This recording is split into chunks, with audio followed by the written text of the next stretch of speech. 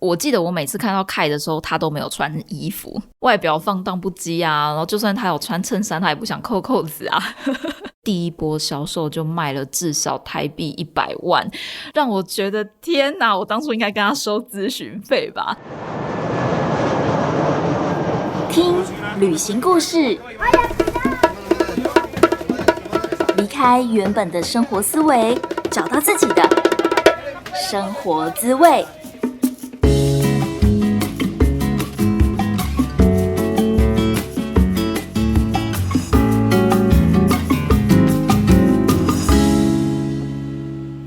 Hello， 欢迎收听贾斯敏游牧生活，我是正在布拉格数位游牧的华语培训师 Jasmine。去年我数位游牧的国家有泰国、巴厘岛、埃及、马来西亚等国家。那今年呢，就是我现在已经在欧洲了嘛，其实我觉得对我来说有点像是展开一趟拜访欧洲朋友之旅。就是很多人都问我说，你为什么去欧洲啊？你为什么选择这些国家啊什么的？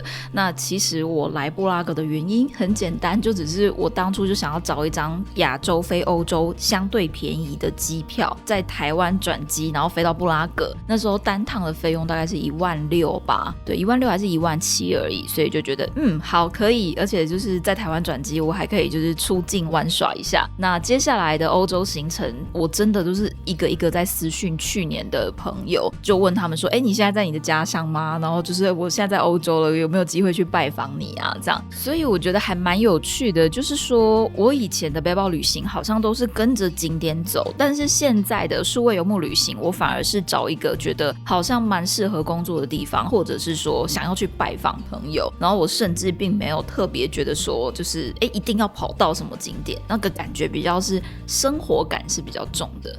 那今天这一集节目就是我访问了一个我去年在帕岸岛认识的德国朋友，他叫做Kai呢，就是对，就是我当时认识的朋友。然后我应该10月的时候，就是去柏林的时候，会找机会去拜访他。他也住在德国，只是说他不是住在柏林。那我觉得其实也还蛮对他不好意思的，就是我觉得我对于我访谈的对象，我很多都很不好意思，因为我拖了很久，我们已经访谈了1年多，我都还没有把它剪完。其实我觉得我当时可能是有一个想法，觉得他真的讲了很多干货，然后我本来是想要放在数位游牧的课程里面，但是我现在又觉得我要去拜访他了，然后其实数位游牧课程我也在思考到底是怎么样子呈现给大家会比较好，所以就觉得没关系，我们就免费分享给大家吧。然后如果你真的觉得这集节目对你来说很有帮助的话，除了订阅分享我们的 Podcast 啊，或者是 YouTube 的频道之外，也非常欢迎你可以抖内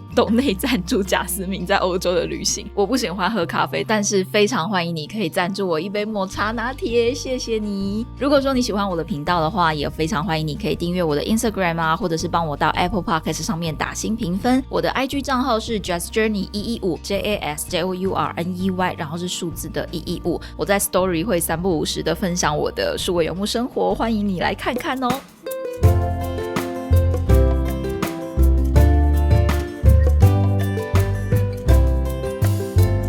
好，我们再继续聊回Kai是一个德国人，一个 YouTuber， 他的频道呢就是专门教你怎么用 Excel 听起来是不是非常德国人一板一眼的感觉？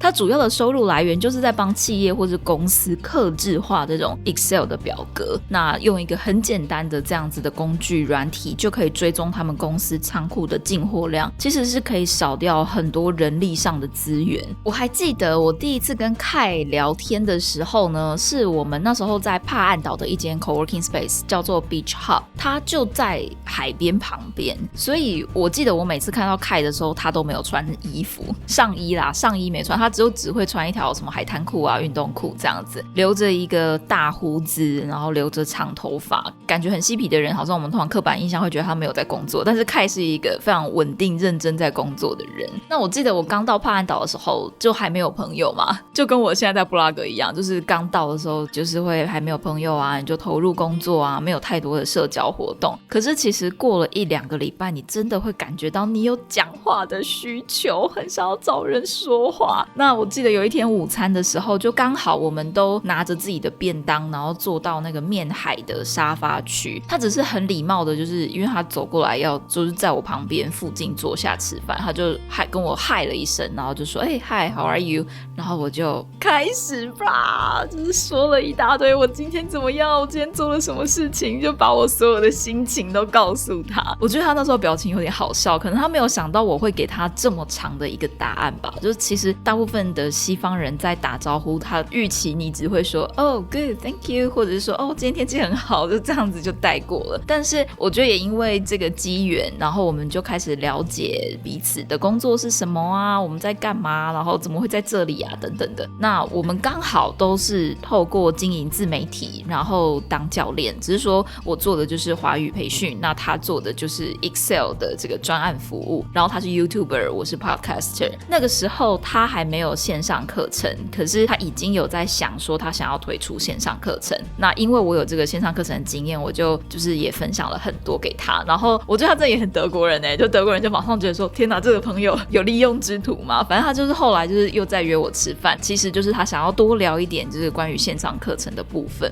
后来我发现可能一开始会觉得一方面德国人或者还不太熟，会觉得他好像比较震惊，但是其实他是一个很搞笑的人，外表放荡不羁啊，然后就算他有穿衬衫他也不想扣扣子啊可是他真的是每天你就会看到很准时，他就会在 Coworking Space 出现，然后可能早上晚上就是早上下午就是会有一个时段他可能就在做运动等等的，就觉得他是一个很自律的人，然后事业其实也真的是从零开始打底。我们今年初就是说去年在泰国认识嘛，那后来就是各自回家各自旅行，那今年的时候我们还有再视讯一次，就是一个朋友约聊的这个过程，然后才知道说他已经推出他的线上课程了，而且第一波销售就卖了至少台币100万，让我觉得天哪，我当初应该跟他收咨询费吧。但也真的很佩服他，就是做自媒体真的完全从零。等一下我们会访谈里面都会聊到他的这个心路历程，然后就觉得他真的很厉害，很有架构的去设定自己的目标，然后慢慢的去达到。那我觉得真的很幸运可以认识他这个好朋友，然后我们在帕岸岛的那2个月3个月的时间真的很快乐，白天就是工作，然后享受这个海边的风景，晚上的时候就会一起约吃晚餐啊。刚好我们都不喜欢喝酒，所以我们吃完饭后就是会到沙滩上面聊天，然后这真的是无限上纲的讲垃圾话，比如说什么现在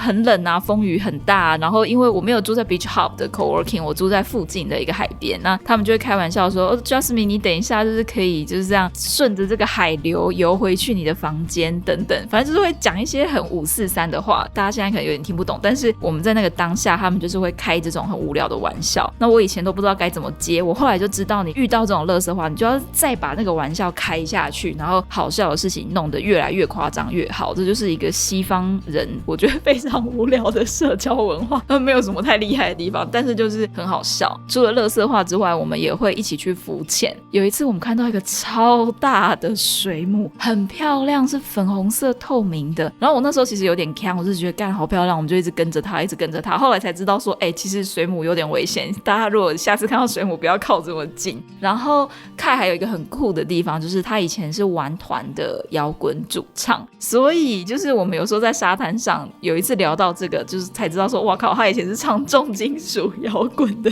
他还真的以前有可能类似社团性质有弄一个 YouTube 频道，还可以看到他的影片，就以前的装扮什么都非常的这种重金属摇滚打扮，只是说现在他的唱歌风格可能就可以变成一种比较抒情的啊，然后我们就在沙滩上面也许唱一些 Linkin Park 的歌，可是他的风格是比较轻松的。现在回想起来真的都觉得非常非常快乐，那时候也就顺势的邀请这位好朋友来上节目，那只是因为他不会说中文，所以是全英文访谈，我会一段一段的可能每5分钟10分钟就穿插一下重点的中文翻译，希望大家可以比较听得下去。好，准备好你的英文耳朵，我们就开始来听我跟Kai的访谈咯。嘿，你也对华语教学有兴趣，但是不知道该如何开始吗？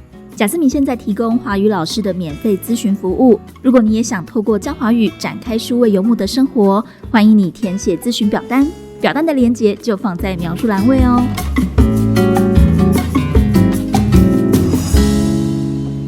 Hello everyone, welcome to Jasmine Journey. I'm in Thailand, Koh Phangan now. And today I'm going to interview my friends. And he's also a digital nomad. His name is Kai. Hello, Kai. Hello. Hey. Okay, please introduce yourself to everyone. Like, what's your name? What do you do? Or where are you from? Thanks for having me. My name is Kai Weismann. I'm from Germany, and I'm a YouTuber / Excel VBA developer. Yes. So for my living, I basically do YouTube videos and teach people how to develop Excel VBA applications. So it's like you have a YouTube channel. Yes. And then you teach people how to use Excel. Yes. And so it's like very skilled, right? And many formula. Definitely. So I'm teaching people how to program in Excel. There's like a programming language behind it. It's called VBA. Yes. And on my channel, we are building applications basically for like teams of 10 people, or like as a prototyping. If you want to have like a fast application and you want to test like an idea, you can do it with Excel VBA. Yes. So most of your customer, they are company or like personal, because if I use Excel, maybe I just use for my personal account, like how I spend my day, maybe my lunch or some expense. And so for you is, can you, like, for example, what's your customer they need for the Excel? So my customers are all like companies basically. Yes. And they are either small companies with like 10, 15 people, or it's a team in a bigger company, also a team of like 10 to 15 people. And their need is to have like an individual software basically, and to have it like fast and cheap. That's like the niche I'm in. And examples are like the softwares we also use, like a customer relation management tool where you can have all your clients and you can send out invoices or offerings, and you can see whether this person has paid, and if not, you can send him please pay me, stuff like that. So I wonder, like, how did you start your YouTube channel? When you start, like, why did you start the YouTube channel? So actually, I really wanted to start a YouTube channel. It's like my favorite platform. I'm on YouTube all the time. So it was quite clear, if I'm gonna do like content marketing, it will be on YouTube basically. Yes. I decided already earlier in which niche I want to have my business. I had a mentor back in my corporate job, and he got self-employed with exactly the things I'm doing right now. So he built Excel VBA applications for clients. Yes. And I did the same for like half a year before I started my YouTube channel. Yeah. And I saw that there's one big YouTube channel in the world that does it kind of the same as I'm doing right now. And I saw the same need in German basically. And that's what I'm actually doing right now. Yes. So it's like from your previous job, you realize there is a like business, there is a market. Yeah, like some people need that to solve the problem. And then you decide to use YouTube as your like promoting to find your clients platform. Yeah, so I didn't exactly know what I was gonna use Excel for, or my YouTube channel basically. Yes.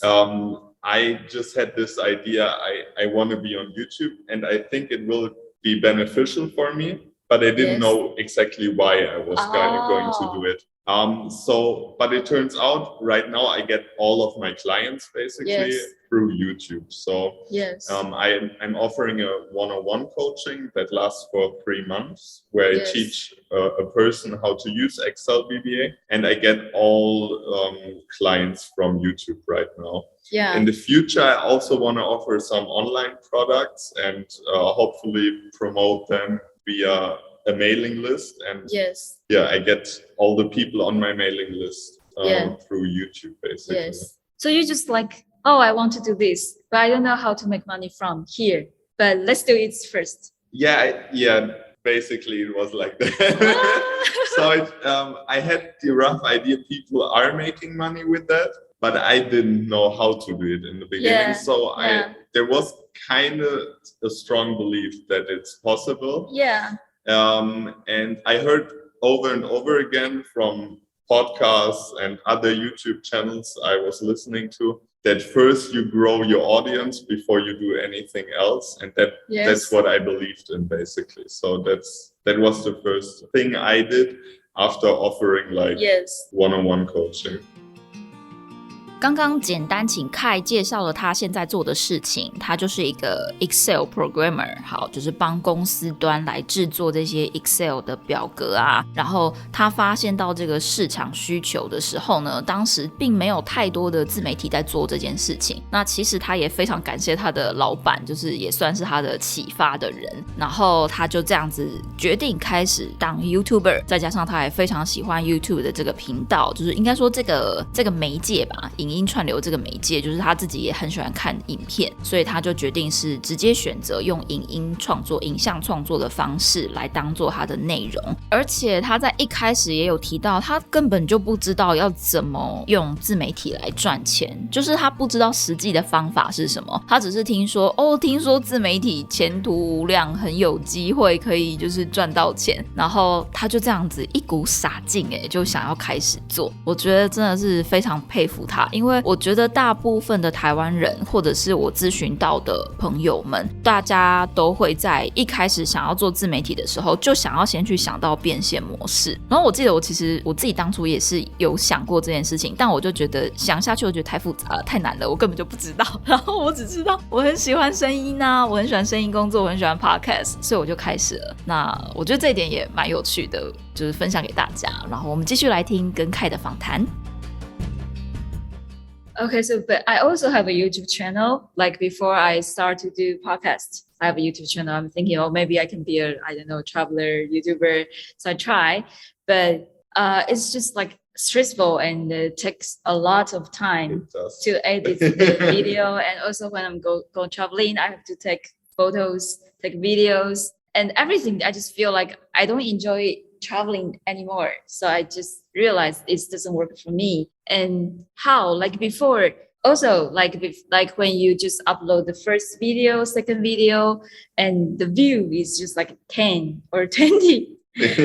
And how can you still believe in that and like keep doing, because you spend a lot of time on editing and you don't know where's the future? Yeah, how do you overcome the tough time? So I like, at some point I found an old Excel file. Yes. And there I had like all the views after 3 months of my YouTube channel. I uploaded twice a week. Yes. And I had all the videos, and there was like, this video was viewed 50 times, 10 times, 30 times. And I saw this after, I think, 1 year. And I couldn't believe how low the numbers were. Like 50 was my most watched video after 3 months. After 3 months. Okay. But then I had a break. I didn't see these numbers. And after 1 year, I looked at them and I thought, that's crazy. Right now, like a new video gets like 1,000 to 2,000 views, yes. Basically. And back then it was 10, 20, 30 people. Yeah. What kept me going was basically I was kind of prepared for it. So that's what everyone else told me. And so I committed myself to half a year doing videos. And after that, to reevaluate. But just keep pumping videos for half a year. and not think about anything else, basically. Really? Not think about anything? Don't you like doubt yourself? Definitely. Is that like my video's problem? Maybe no one needs this, or like editing, maybe I need more animation, or maybe I need more marketing. How? Like I honestly thought a lot of times my niche is just that there are no people that want to watch what I'm offering. Yeah. It's basically, if you're prepared for that. I also talked to a lot of friends during that time that kept encouraging me, and it's kind of believing in the story that the algorithm takes time for your videos to show to people. Yes. That's believe. You just have to believe, right? And keep doing. Okay, so it's like until after 3 months, and finally the numbers getting better, and you got more and more subscribers. And views. Yes. And then how do you find your how to make money? What's the change? I'm actually still in that change. So my YouTube channel is 1 year and 4 months old right now. Yes. And I'm getting some money from Google, basically. You get monetized when you have like 1,000 subscribers and at least 4,000 hours of watch time. You get monetized, and I get some money from Google basically every month. But that's not why I'm gonna do it, because it's like I do one video right now every week.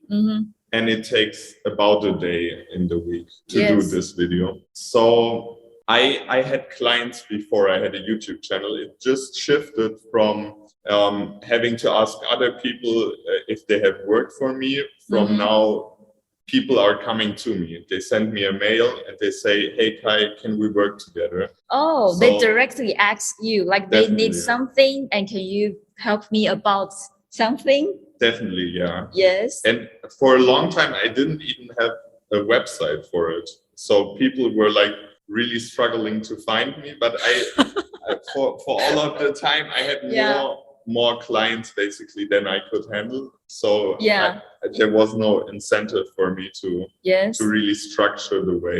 I feel like you are really arrogant YouTuber. Like you didn't put any contact info there. Like, just find me. I put some contact information, but I didn't, and I also had a website, but I didn't have a website where my services were listed. Yes. I don't really mean arrogant. It's just kidding. I mean, because for us, at least for me, it's like, oh, you can contact me through Instagram or through Facebook. We are like encourage my audience to contact with me, and you're like, oh, that's all. So I gotta say, what I did was for a long time I answered every YouTube comment basically. So for maybe the first about year, I would say I answered every single YouTube comment, which sometimes took a lot of time. Like there were some questions about programming stuff, and it took me half an hour to research it myself and give a proper answer. So that was like a good way to connect build with the people. trust. Definitely. And also they could ask me anything in the beginning, so it was, I think that was kind of crucial to build the YouTube channel in the beginning. Yes. So even though you don't have any social media, but still like at least email or website, so your audience can find you. Yeah, they could also always email me. That was always a possibility. The only, like you said, I don't have any other social media for the most time. At the beginning, I was a bit on LinkedIn, but that didn't work out, so I kicked that out basically. Yes. And they can mail me anytime. I try to answer like in 24 hours. And the other thing I didn't have for a long time was like my offerings on the website. Yes. But I changed that some months ago. Okay, so it's more like you just create a lot of content first, and then the audience come, and then you will find their need, and then provide like solve their problems. So then your products or your service just like very naturally come. Yeah, so For me, it was basically the service was already there when I built my business, because my old boss that got self-employed, he did basically what I'm doing right now. So he offered Excel VBA programming, and he had more clients than he could handle. So he gave me the first clients. That was about the first 3 to 4 months of my business. And then I started to create my YouTube channel because I thought I don't want to be in that, hamster wheel where you're self-employed, which is for me, it's nicer than to work in a big company. Yes. But basically I did the same. I had clients and I worked there. So I saw YouTube as a way of scaling the business and to create a bit more than just the hours I put in. Is your old boss okay with that? Like they won't feel like you leave me and you create your own business even bigger now, like it's fine? Yeah, so I'm considering him as a mentor. So after we left the company, we were not like boss and employee. It was more like on the same level, and he gave me some clients, and he got some percentage of the money I made from that client, basically. I think he's really encouraging about all the YouTube stuff. He actually also has a YouTube channel, but he's more focused on really providing clients with a good service. Yes, that's really good. It's like it's like make this this environment business better together. Definitely. Yeah. I think that's really good because I feel some people will be more like, I'm worried about you will take my client and maybe I will lose some money because you took my client. But yeah, this is like definitely like positive way for the whole business. It's like, let's get better together. Yeah. And I also have to say there were some mindset issues for me in the beginning, because I felt, am I stealing his business idea? But then I talked to him and it was completely fine. And he also said, like, business ideas are not really rare. It's more the execution of the business idea. Like it's more that I put in all the effort, and that was basically what he said to me. Yes, that's really good. 接下来呢，我们就讲到了要如何相信，他真的就是单纯靠着一股相信的力量，然后就这样子坚持1周上传2支影片，3个月里面每一支影片的点阅率都只有10啊、20啊，就是非常的少。他说最多只有到50，就绝对都低于50就是了。但是呢，Kai当初就是在做这个相信的这个路上的时候，你知道你看不到前方的未来，你当然会很怀疑。可是他就跟自己说，反正我就给自己半年的时间还是1年的时间，他就是要希望在这段期间里面看到成果。所以他当初给自己的承诺是半年，然后就经营到1年多的时候，他发现每支影片已经慢慢的都有1-2千的点阅率，然后他现在的频率呢也可以降低了，因为你的这个人气已经上来了嘛，他就改成每周上传1支影片。所以呢，一个重点他讲到就是你就是要持续更新，每周更新就对了。那在这1年多的期间呢，其实他并没有一直回去看这些数据，一直在比较。他说只有前3个月你会比较在意，但是后来就是反正你就是创作嘛，你不要一直去看数据，可能其实老实说你的那个心境，以我自己来说我会觉得心境更舒服一点。他是很自然的看见商机。什么意思呢？除了 YouTube 会支付他广告之外，就是当他的订阅人数超过1000之后YouTube 就可以开启这个商业的服务，他可以开始下广告啊，然后开始有一些收益。那除了这个部分以外，他也会很仔细的回复每一则留言，就是在透过这一些留言的时候跟观众建立一个比较深的信任感。然后后来呢，是这些观众他们直接寄 email 给Kai，我觉得这点是他非常厉害的地方，因为我听到大部分的自媒体都是他们想到一个变现模式的商品，然后他们就会开始做所谓的 call to action 行动呼吁，然后就一直跟大家说我们现在有这个可能相关的免费资源啊，或者是有相关的服务连结，如果你你有兴趣的话可以来报名。那Kai不是这样子哦，Kai非常拽哦，他就是直接有人 email 给他说你可不可以帮我做什么东西，然后他就发现说有这个需求，所以呢他就可以开始他的这个1对1的客户服务。然后他也有提到，其实他变现的这个模式跟他之前待的公司的服务内容是差不多的，然后可是他就是遇到一个很好的 mentor， 就是他的前公司主管是非常鼓励Kai来做这件事情，甚至在最一开始的时候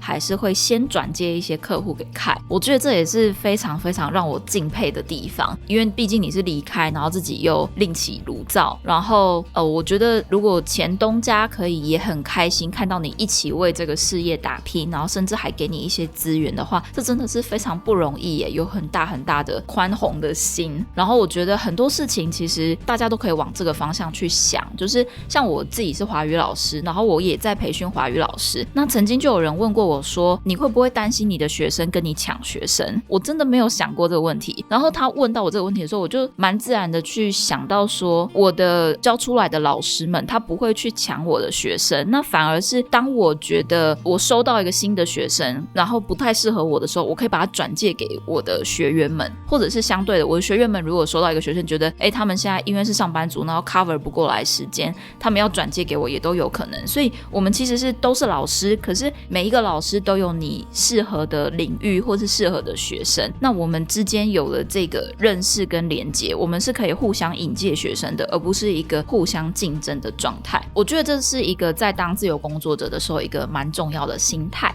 好，那我们就继续来听跟Kai的访谈咯。Let's talk about digital nomad's life. Okay, so Sure. You're from German, and why do you choose to come to Thailand? Have you ever been to Asia before? I did an exchange semester during university, and Yes. That was in Bangkok. It's like now 9 years ago. Yes. I stayed for over half a year because I took the semester holidays before and after the semester I spent in Bangkok. I love Thailand. Yes. I love the weather. I love the food, the people. Yeah. Yes. It's just really nice. Yes. Also, you like green curry, right? I love green curry. Yeah. I told Jasmine that Yeah. I ate green curry basically for every day in the first Yeah, month. I think the first time we met and second time like we had lunch together. Yeah. Okay. Yeah, green curry and green curry again. Okay, so that's why you choose to come to Thailand again. How long have you stayed in Koh Phangan? It's now 3.5 months. Yes. I'm in Thailand and also in Koh Phangan. Yes, you just directly come to Koh Phangan. Yes. Why is Koh Phangan? You was in Bangkok, and then why you choose to come here? Actually, a friend went to Koh Phangan after basically it was possible again after COVID in December 2021. Yes. And he recommended actually this place where we are sitting right now. The co-working space? Yeah. For me, it was really important to go to one location. I wanted to stay for 4 months. Yes. Because I love to experience the new culture and meet new people, but I also kind of need a stable home. Yeah. I don't want to move every week or every 2 weeks. Yes. My main focus right now is my business, growing my business. The secondary thing would be for me to travel. So that was really important that this friend, he recommended this place. Yes. And that was actually the reason I came here. Yes. So before you came here, do you have any anxiety or worry about anything? Maybe not, because you already know Thailand and also your friend. I definitely had some worries. For me, it was maybe my business will crumble. So my business is growing quite rapidly in the first year, and I had developed basically some really good habits of working at home. And I was kind of worried that would get lost when I have a completely new environment. Basically. Yes. Is that happen? No, actually not at all. Yeah. So, I mean, I'm working a bit less. Let's be honest. There are too many good opportunities here. Yes. We can go snorkeling, diving on the weekend. And so before that in Germany, I was working 5.5 days a week, basically Saturday, also half a day. Yeah. And I don't do that here. I work 5 days a week. But other than that, not really much change. Yeah, that's part is very hard for me because it's like if I'm working and then I just see that sunset time and it's so beautiful and the beach just beside us, you just walk there like 50 steps. Yeah, so it's like you must go there because sunset is gone. So I think for me also my working time much less than before I came to Thailand. So what do you think, how to create, what's the most important habit, or how do you measure your working time? I use the Pomodoro technique. So that's basically you work for 25 minutes. Yes. And then you have a break for 5 minutes. We say that it's like tomato clock. Yeah. Yes. Okay. And that's basically how I measure my time. And like it's a big change from corporate. I mean, I was working there 8 hours, but already there I kind of realized like I can never work 8 hours productively during the day. That's not possible. Yeah. So I experimented a lot, and right now I'm at 11 Pomodoros a day. Yes. That's basically that's an average day basically for me. And it gives me a really clear cut how much I work, and I'm tracking it for every day for basically the last year. So I already can see I'm working a bit less here, but not too much. Do you use any like website or app to record? Yeah, but it's a really for recording actually. I mean, I use Excel for it, which kind of makes sense, right? So you're like you set alarm clock and then to check your time. Yeah. That's basically all I have in Excel. Because I showed people, so I wanted to do it. That's so convinced. Like, that's what you do now, and you really use that. That's good. Kai 他在大学的时候曾经到曼谷当交换学生，所以他就非常喜欢泰国的食物啊，就是他超级喜欢绿咖喱的啊，然后也觉得那边的人真的很 nice， 真的泰国人真的很友善。所以呢，在 COVID 的期间，他听朋友说到泰国有一个岛叫帕岸岛，然后那个帕岸岛有很棒的 coworking space， 所以呢，他就决定，好，既然他想要有稳定的工作环境，然后他也想要去海边，他也非常的喜欢潜水，所以他就过去了。他出发之前唯一担心的事情就是他原本在德国的时候已经有一个很 routine 的生活，他原本已经建立了非常多的工作习惯，他很害怕会被改变，所以他持续用番茄钟工作法，就是一天11个番茄。我真的觉得德国人怎么可以有人就直接这样说，就说我大概一天工作的时间是11个番茄，一个礼拜工作5天这样。那虽然说他在德国可能一个礼拜会工作5.5天，在帕岸岛的工作时间并没有像是在德国这么多，但是我们一致都认为，真的我访问过太多的 No 美，他们每一个人都是说，就算我不是那么的有效率或是产量不是那么的高，但是他的生活品质以及对于人生的满意度还有快乐程度绝对都比在原本的国家高。我觉得这些都是所谓的就是数位游牧民族 Digital Nomad 他们会选择想要继续数位游牧的原因。 OK， 我们再来听最后一段访谈。Okay, so what do you think was the most important personality or the spirit? I don't know, as a YouTuber, as a nomad YouTuber. It kind of tangles in what we talked about earlier.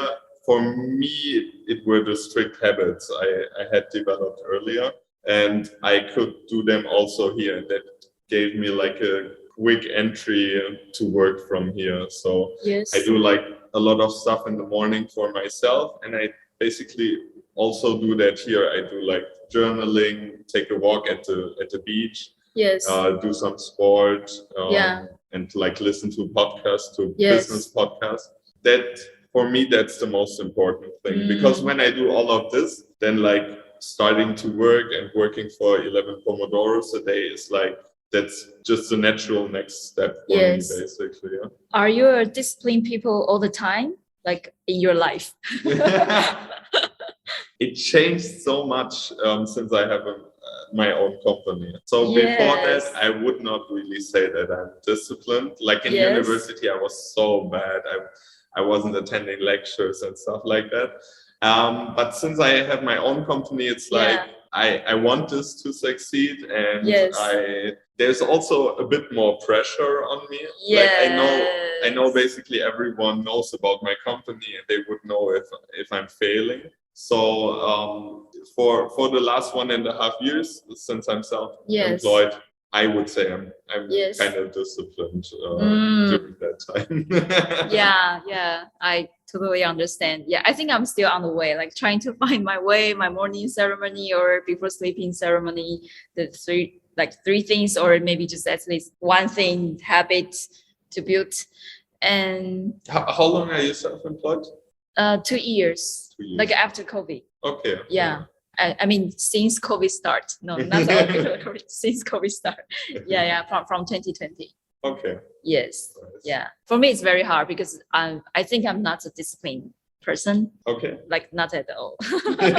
I don't have time management, and so yeah. So that So for me is I need to find someone else to work with me. Okay. Yeah, like go to the co-working space and you feel the environment, everyone is working, so maybe I have to work. Yeah.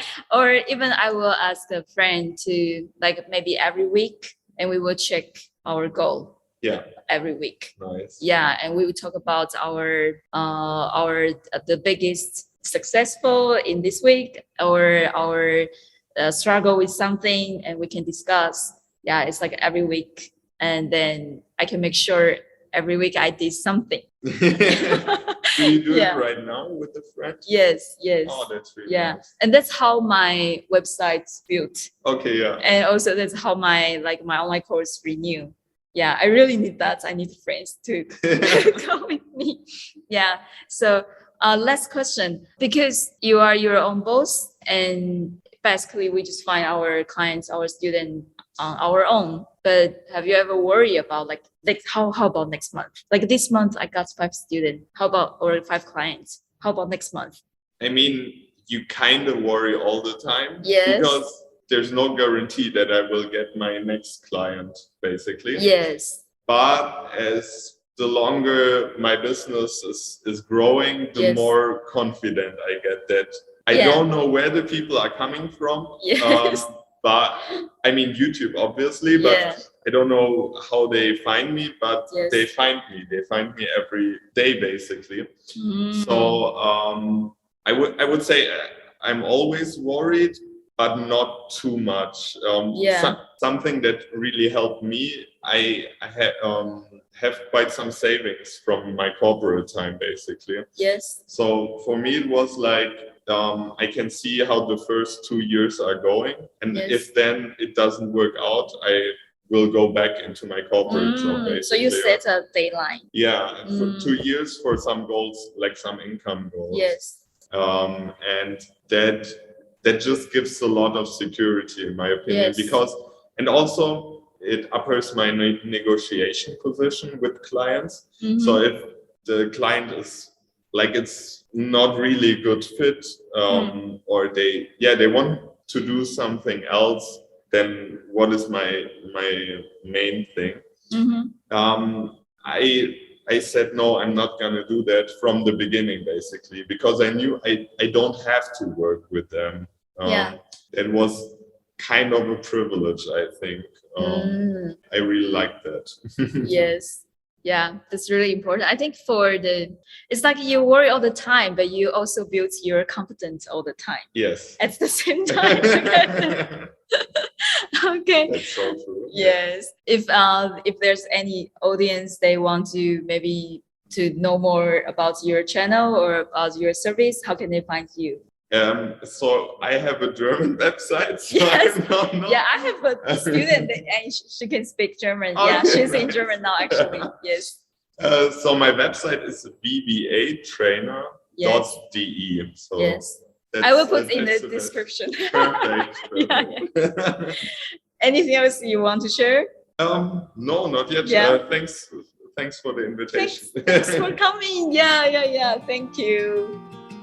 对Kai来说，要一边旅行一边工作，最重要的就是他要有早起仪式跟睡前仪式。我觉得那个感觉很像是在定锚定位，我自己也有这种感觉，可是我的个性有一点就是变来变去起起伏伏，我有时候会做这个早起或睡前仪式，但有时候不会，就是一阵一阵的。所以他的早起仪式可能会是安排一天的计划啊，写日志啊，或者是说早上起来先到海边运动散步，开启新的一天。那虽然说他不自认为是一个自律的人，可是自从他有了自己的事业之后，他就是很想要成功嘛，想要看到一个实际的成果，所以他就会督促自己来有这一些日常的习惯。那我自己的话呢，我是比较喜欢就是需要朋友来一起鼓励一起学习，像我自己连在跟我自己的就是同龄道义线上华语实战课的学员们，我都会三不五时很想要约他们一起助教共学啊，然后我们就可以一边工作一边学习。还有包括我自己像是在架设网站啊，或者是在更新课程的时候，我也会跟一些自媒体的好朋友一起约时间，然后我们就可以每个礼拜彼此检视互相的现在在自媒体上或者是在线上课程上面的进度。我觉得这是对我来说比较有效的方法。那这个真的对每个人来说都不一样啦。然后我觉得在数位游牧的路上，或者说在一个人旅行的路上，最重要的就是你可以去找到去研究跟发现最适合你的方式是哪一种。那后来我们跟Kai又聊到了会不会担心下一个客户在哪里，其实就很像我们家教老师总是会想说，今天学生跟我订了10堂课，不知道下一个月会不会学生又跟我订10堂课。其实我后来发现这些担心焦虑就还蛮多余的，因为拉长时间来看，其实大部分的学生他们都会继续跟我订课，可是在每一次的这个过程当中，就是你好像总是会有这些焦虑跑出来。那自由工作者我觉得很重要的一点是要把时间拉长来看，因为我们在当这个 employee 就是受雇者的时候，我们是领月薪嘛，所以我们每个月都会稳定的薪水进来。但是当你是自由工作者，或者是甚至你是创业家的时候，你的薪水可能不会是那么的稳定，每个月都一样，可是你可能是有几个月比较低，有几个月比较高啊，就是会高于一般人，就想说这个月怎么赚这么多，这也是非常有可能的。所以我们会把这个收入的方向把它变成是1年来看，1季来看，1年来看，慢慢的这样子去检视你有没有达到你想要达到的财务目标。其实如果有的话，整体上面看起来是慢慢的在成长的话，那就是超级大的胜利。可是我觉得这是我们在为别人工作，就是当可能上班族啊领固定的薪水的时候，你就比较不会去想到这种自己的事业的进程，或者是事业想要完成的专案计划的每个年或者是每个季的不同。在我跟Kai的访谈中，就是我们后来都发现其实焦虑一直都会有，可是我们的自信也是不断的在增长的。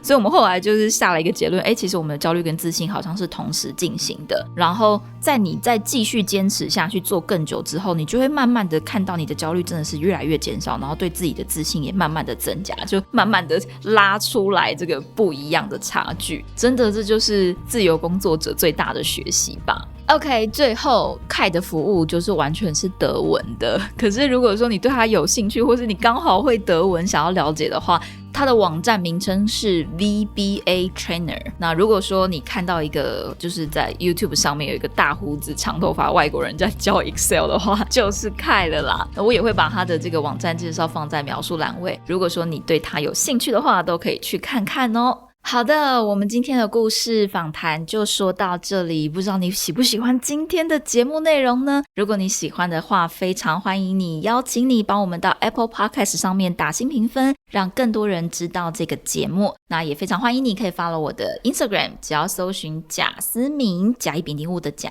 思考的思，敏捷的敏，就可以找到我咯。不知道你现在在哪里，很谢谢老天爷给我们这个缘分，让你听到了我的声音，也非常谢谢你花时间听完今天的节目。感谢你的收听， Thank you, gracias， 我们下次见咯， See you, adios， 拜拜。